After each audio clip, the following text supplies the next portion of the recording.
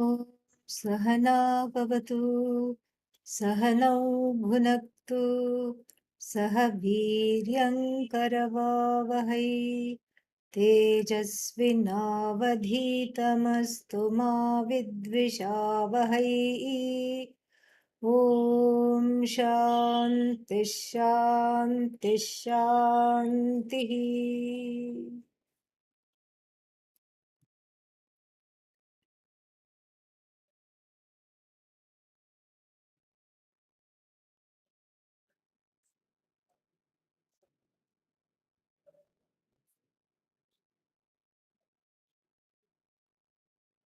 द्वन्द्वानि सर्वाण्यखिलास्त्रिपुट्यः किञ्चित् समाश्रित्य विभान्ति वस्तु। द्वन्द्वानि सर्वाण्यखिलास्त्रिपुट्यः किञ्चित् समाश्रित्य विभान्ति वस्तु। तन्मार्गणे स्याद् गलितं समस्तं न पश्यतां सच्चलनं कदापि। तन्मार्गणे स्याद् गलितं समस्तं न पश्यतां सच्चलनं कदापि. Dvandva means pairs of opposites. Yeah, if the things come in pairs, means they will be opposite. Starting with married couples, okay, everything will be opposite. And so the world is like that. You look at the world and everything is opposite. In fact, it's all the opposites that come together to make this Jagat. Jagat is full of opposites, oppositional forces. Action and reaction, Newton said, are equal and opposite. And the gravitational force, there is certain kind of opposite. It is proportional to something and opposite something, and there is a repellent force and then and then there is a strong force and then there is a weak force, and everything is opposite. And then the people are also, their personalities are also made in such a way that they have nothing to do with each other, but they are born repeatedly in the same family, and and then go through a life of disagreements, and that is also all opposite. And here the Bhashyakara gives a few examples of what kinds of opposites: Atma, Anatma, Jada, Chetana, Drik, Drishya, Vishaya, Vishayi. These kinds of opposites. And yesterday we saw this little bit. So, Atma, Anatma, I and the rest of the world.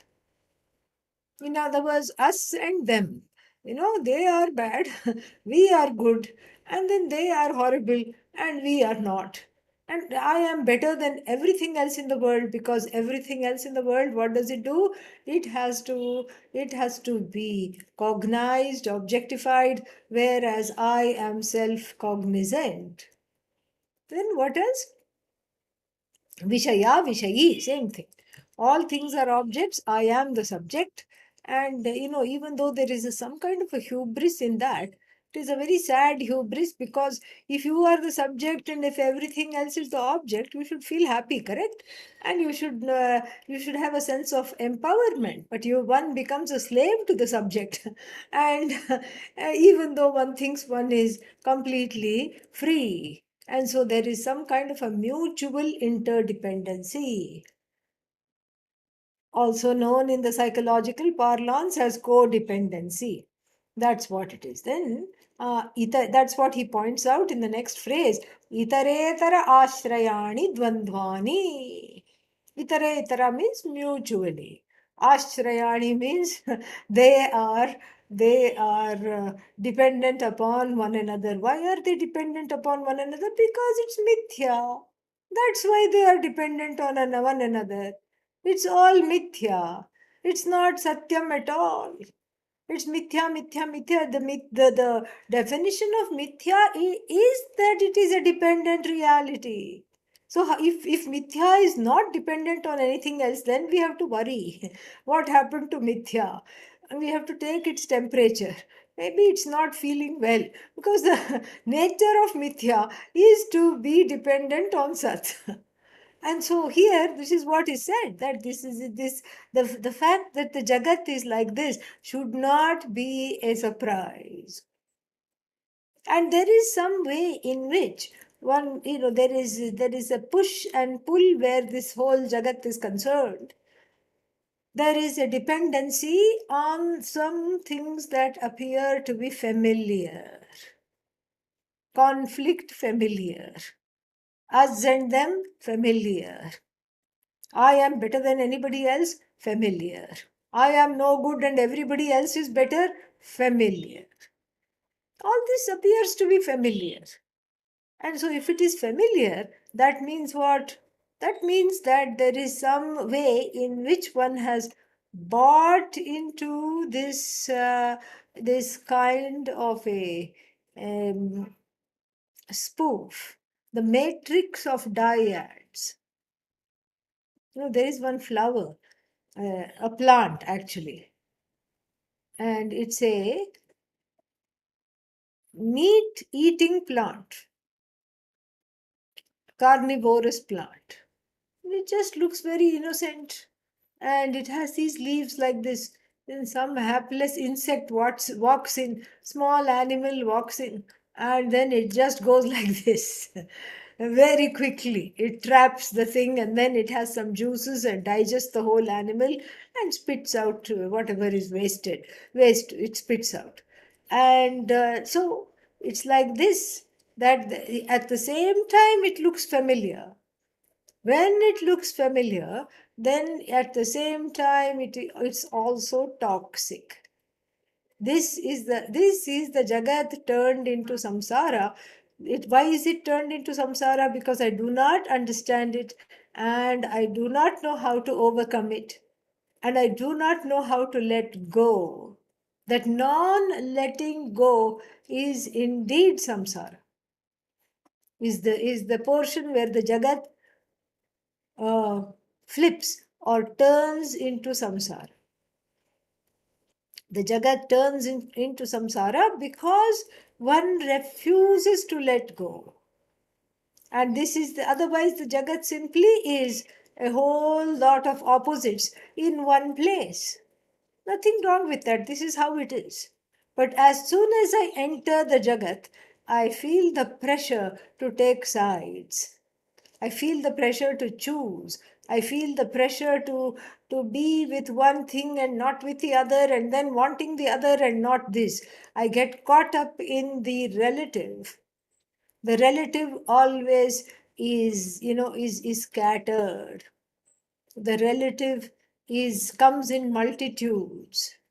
The relative is full of all kinds of opposites. The relative is mithya. If the absolute, if one does not set sights on the absolute, the relative becomes absolute. Absolute what? Absolute hell. That's what the relative becomes. Living in it, the relative becomes absolutely hell, absolutely useless. This is what happens.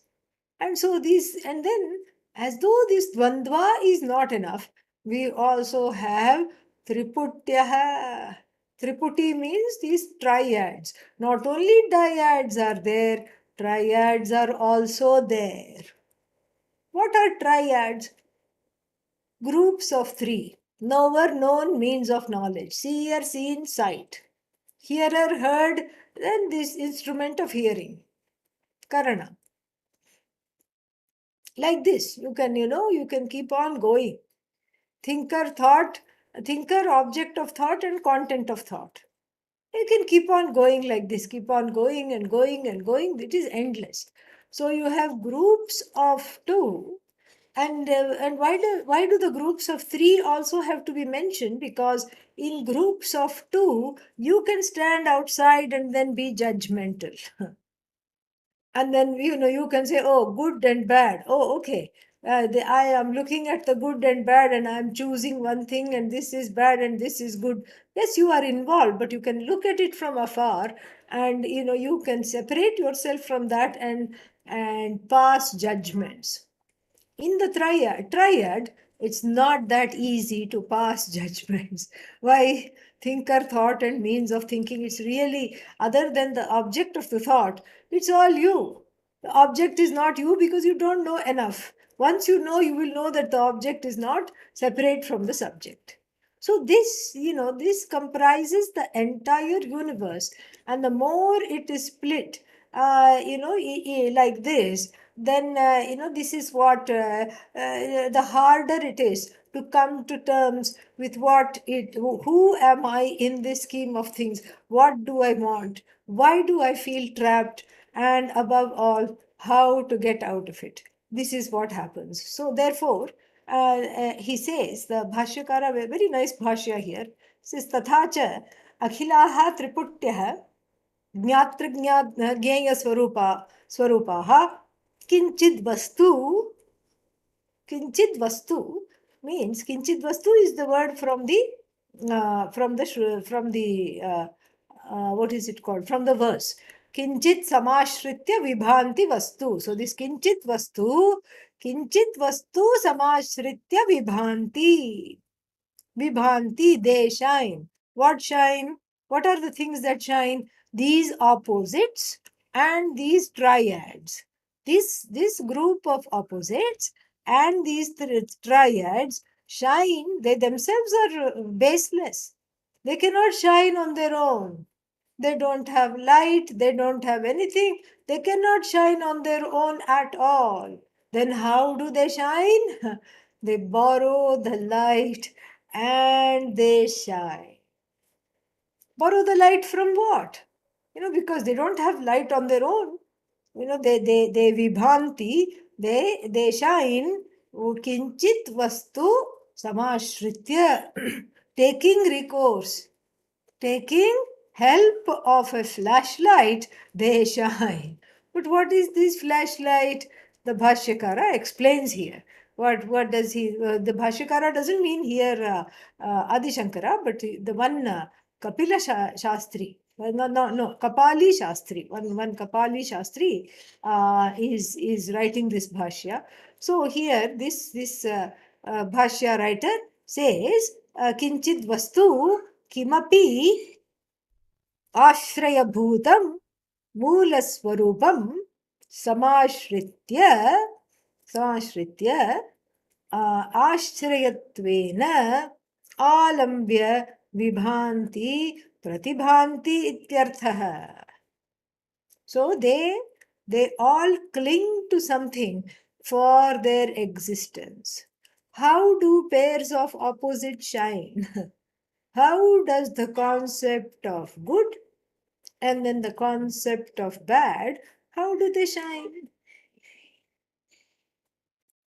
Who is the one who is saying this is good? Who is the one who is saying this is bad? Why, that's me. All right, so who is this I? The one that hates the bad and loves the good. No, let's go a little deeper. Who is this I really? Who is this I? The I here, the aham here, is the one in whose presence something called a mole called good pops out, and then another one called bad pops up. And if this vastu, this Svatasiddha Vastu, this Svatasiddha Atma were not to be there, would the good shine as good? Would the good be good? Would the bad be bad? Is that even possible? Would the good be good? Would the bad be bad? How is that possible? Not possible at all. And so, therefore, the author says, don't get caught into the dyad. Don't get caught into the dyad, because the dyad is like a surface level, some, what is that called, like the foam, the bubbles, and the waves and the ripples on the surface. Don't get caught up in the dyad. Go to the water, where, in this particular example, go to the water and see what is it that is underneath. What is it that's underneath? What is it that is making this shine? What is it that is making this come to light? Go and see why this is there. And so what is the crutch of the good, what you call good? What is the crutch of that which you call bad? What is the crutch of this triad: seer, seen, sight, object of sight, subject of sight, means of sight? What happens? And so this is the work. This is what is called atma vichara, self inquiry. Is there something good called good without my presence? Without my awareness, can something called good and something called bad be there? Not possible. Not possible at all. No matter how much you think about it, it is not possible at all. And so therefore this is the way to do the self inquiry. And किंचिद वस्तु किमपि आश्रयभूतं मूलस्वरूपं समाश्रित्य आश्रयत्वेन आलम्ब्य विभाति प्रतिभान्ति. This is how the world shines. The world is dependent upon your awareness. There is no world other than you. And we had talked about this in many verses before. In many verses, this has already been touched upon. For example, in how there is a connection between the sense organs, the awareness, and the world is connected. In the intermediary are the sense organs. The awareness, here, Shuddha Chaitanya, and then on the other hand, things that need to be brought to light. And so what is it that is going on here? The intermediary are the sense organs, which blessed by this Shuddha Chaitanya bring things to light. And then what? Then immediately my world and the real world, Ishvara Srishti and Jiva Srishti, all start. To even recognize Ishvara Srishti as Ishvara Srishti, that awareness is needed. To recognize Jiva Srishti as Jiva Srishti, that awareness is needed. And to recognize that I'm getting caught up in dyads. Dyads means conflict, various kinds of dead end choices. You say potato, I say potato, that kind of thing. Useless, needless. And it just keeps the samsara going and going and going. And then you think of any kind of interpersonal conversations you have, and you will see exactly what I'm trying to say. Oh, why didn't you come at such and such a time? Oh, you wanted me to come at such and such a time? You never told me. No, I told you. No, you do. I don't remember you telling me. I sent a text. Well, I didn't receive the text. You haven't even looked. And if you haven't looked, how will you know if I have sent it or not? Well, who knows? I can't keep expecting. I'm not a mind reader. I can't keep thinking you will send me a text and such a time and I have to look at my phone. I will not have some God coming in my dream and telling me to look at the phone. So I'm not looking at the phone, so I did not get your message. And then you are always like this, you never do this, this is exactly how it is. And then if there is a truce, it's an uncomfortable truce. It's an uncomfortable place of tranquility. It is not real because that tranquility is not centered on you, it is centered on a manufactured peace between the good and the bad, between certain options, between certain choices, between certain conflictual demeanors, between certain arguments. So that truce is a bridge between quicksand and a place which is prone to earthquakes, and you are in the middle of this bridge. How will it be? It will not be nice at all. And so, therefore, that Shanti is precarious. It's a very, very precarious Shanti, because here, if you get off or if you try to go towards this side, you're in the hanging out literally in the middle of this bridge. You try to go this side, and then half of the bridge is being swallowed up by the quicksand. Then you say, okay, let me run to the other side. That end of the bridge is collapsing because that area is shaking because of the earthquake. This is what it is. And so, therefore, the truce is temporary. The truce is not based on truth. And this truce is uncomfortable, and it makes you even more insecure than you were to begin with, because this truth you're afraid will go away. How do you know it will go away? Well, I had it last time in the same situation. It went. Now also it will go away. This is the problem. And that's why when we look at Nachiketa, he cuts through all this right in the beginning. What does he say? Anyatra dharmat, anyatra adharmat, anyatra asmat kritat akritat, anyatra bhutat cha bhavyat cha, yat tat pashyasi tad vada, anyatra dharmat. Other than dharma, other than good, righteous, all these things that we love to talk about and get stuck in. And then other than a non-righteous, bad, other than that which is manufactured, the meaning jiva srishti, and that which is ishvara srishti, that also there is a conflict. Not from standpoint of Ishvara, but from the standpoint of Jiva, because the Jiva tries to keep on changing Ishvara Srishti based on one's own imaginations, pains, sorrows, fears, and desires. Then Jiva Srishti, Ishvara Srishti, all these things, Asmat, Kritat, Akritat, and then Anyatra Bhutat cha Bhavyat cha. Tell me something that is not connected to time as in the past, future, and there are two chairs. One of the chair is and the other chair is present. No divisions. Tell me that is free of divisions, and that has to be you. That cannot be something outside of you, and that you is the Bhagavan that Maharshi wants us to come to terms with and wants us to come to know.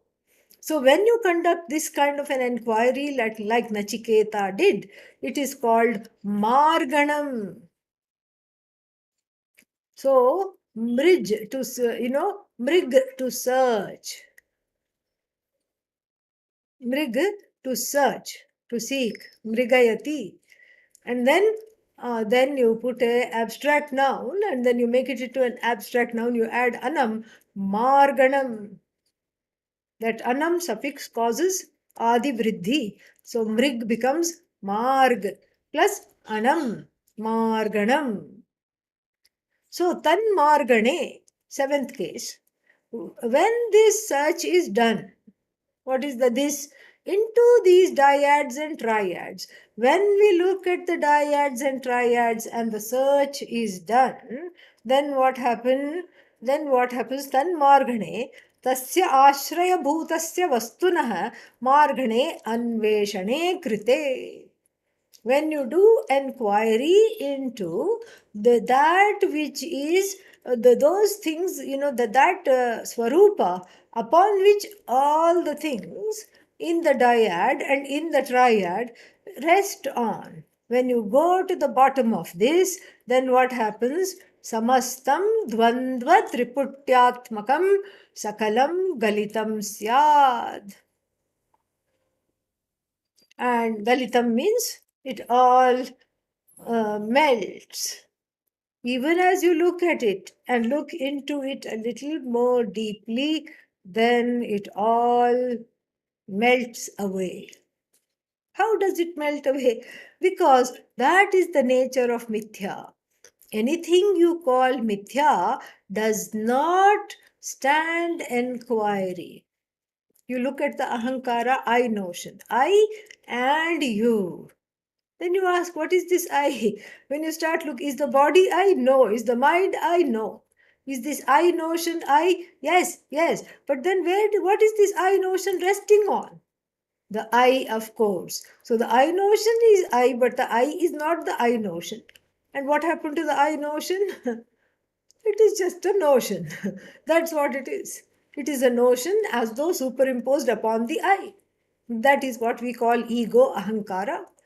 And so, same thing, good and bad. What is good and bad really? For the person who wants to, the farmer who wants to get a nice crop of vegetables or grains, whatever they have sown, then rains are good. Rains in April are very good. But then, right next to the farmer, there is a person who is performing his offspring's marriage, and it's all outdoors. And then a flimsy little tent has been erected, some kind of shamiana we call it. So some tent has been erected, and both of them are praying in the morning prayers. One is saying, oh Varuna, be kind to me and my family. Let the rain come in drones. Let it just keep coming, and let it wet this parched earth. Let us have a bountiful crop of whatever they are growing. The whole family prays.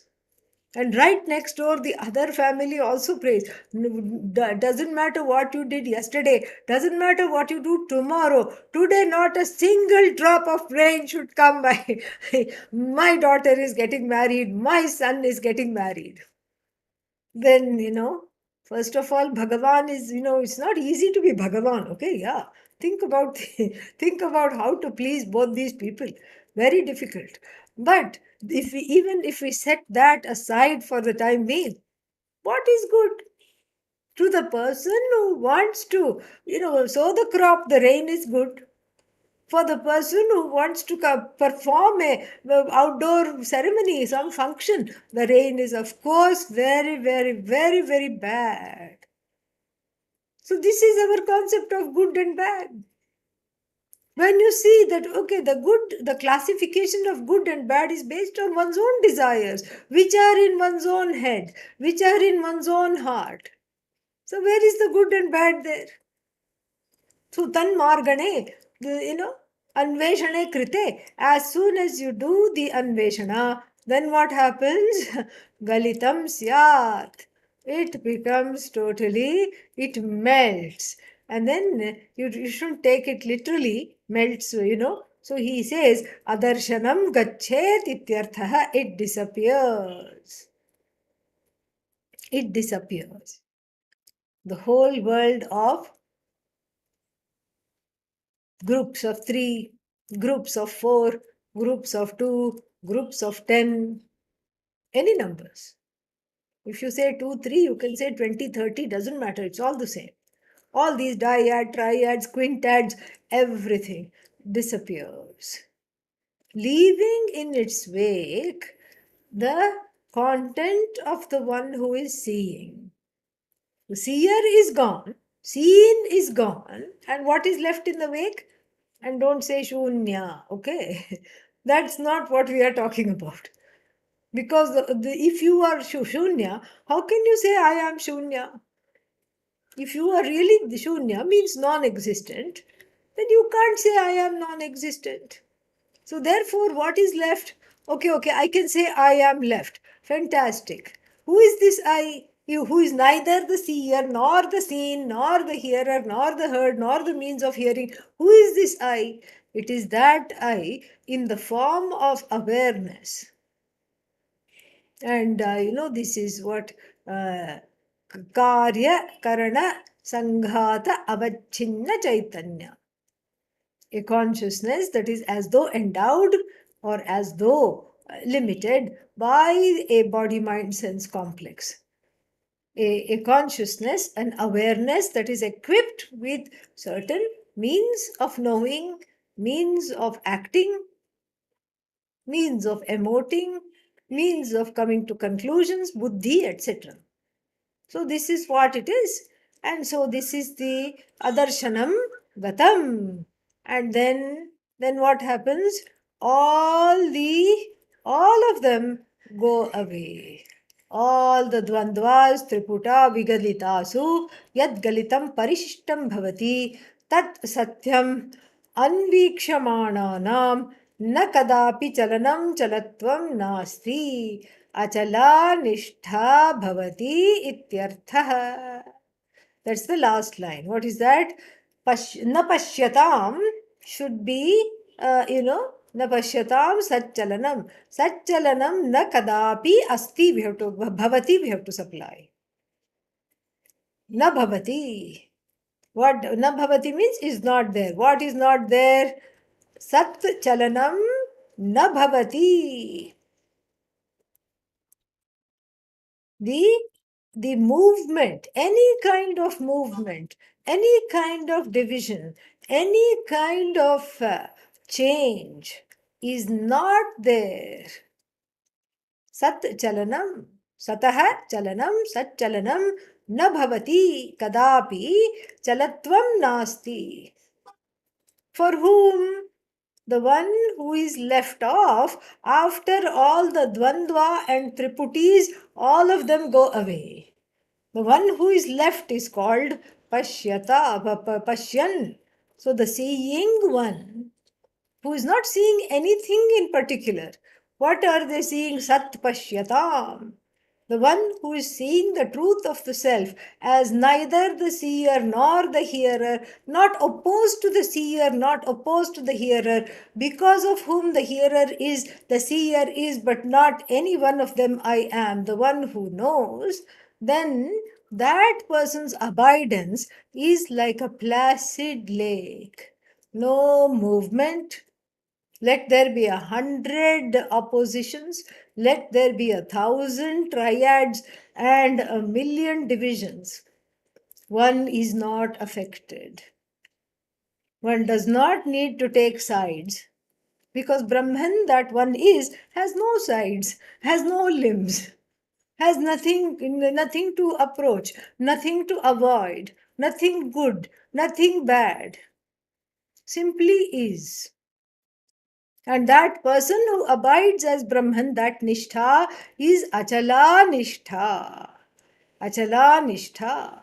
Swatma bhutam yadi brahma jnatum vrittihi pravartate. Elsewhere, Maharshi says, Swatma bhutam yadi brahma. If Brahman is indeed in one's own form, is oneself indeed, jnatum vrittihi pravartate. In order to understand this, there is a vritti there. There is a teaching there, a transmission there. Svatmakara tada bhutva na prithak pratitishthati. Once that transmission, the teaching has done its job, then there is no separation. Elsewhere, maybe in the, maybe in, what is that called,